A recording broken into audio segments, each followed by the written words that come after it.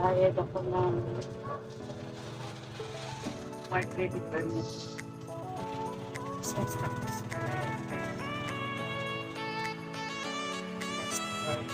Yan.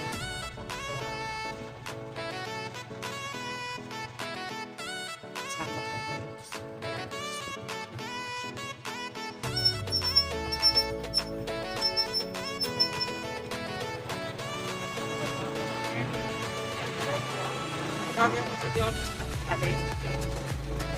Magbabayad ng business tax quarterly.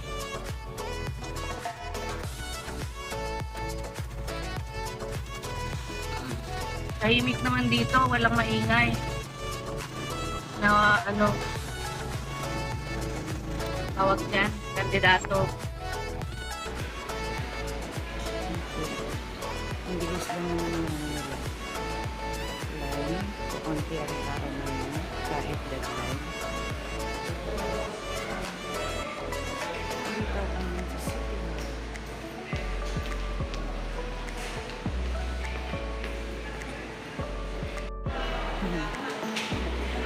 okay, Jesus.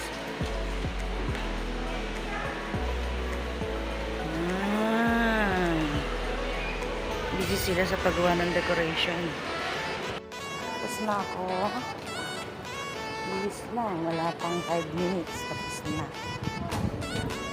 Nakabayad na ako. Palabas na ako. Pupunta na ako ng palengke. Okay. Tapos, meron na silang mga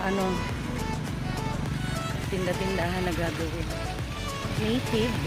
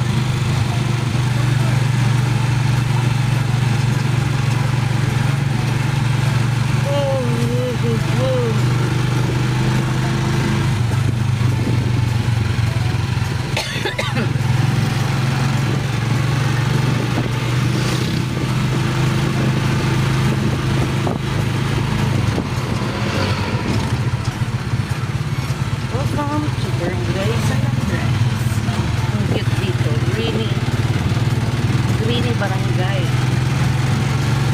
Tapos malinis.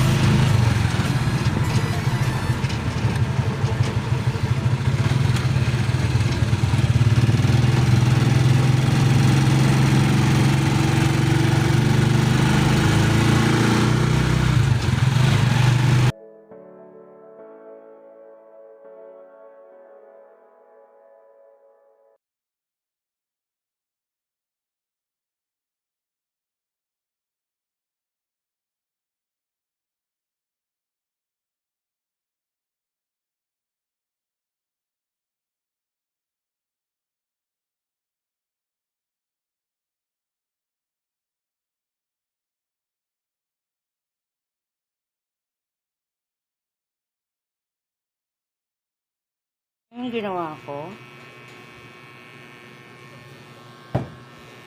pinalambot ko yung carrot, sayote, kalabasa. Tapos hinalo ko na yung giniling. Tapos pinalambot ko. Nung malamig na, hinalo ko yung natitirang kanin dun. Yan, yung kanin lamig. Yan. Pero, ganito ang ginawa ko. Hinaluan ko pa rin siya ng dog food para marami. Si Luna, nilagyan ko ng sabaw yung food niya. Pero dito sa mga pango, walang sabaw. Ganyan lang. Mix mo lang yung dog food para hindi nila piliin. Yan. Yan. Okay. Si Luna ah. Lana? Ubus na? Oh. Good girl. Tingnan nga natin kalakit ka. Oh, sarap ng kain nila. Yee, yummy. Si Aki and si Clara kumakain. Si Arya and si Hera kumakain. Apollo kumakain. Papis ubus. Oh, si Clara ayun oh. Na. Itaas yung mga electric pan, yung mga wire, saksakan. Pangalawa, tanggalin yung mga kainan na madumi, mga gamit na nakakalat, ilipis. Pangatlo, walisan or punasan ang higaan ng mga baby.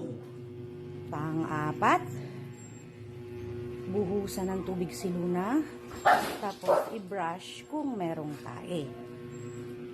Sunod, dun pwede ka nang magbasa.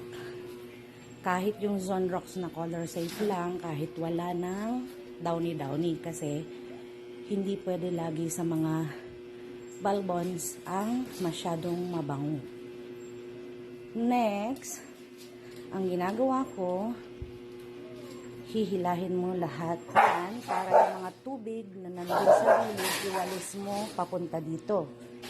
Kasi dito mo siya idadas para hindi mapagod mo masyado pag pawalis kung paganon-ganon ka. Half muna. Yan. Hilang na hanggang dito. Yan. Ginaganon ko yan.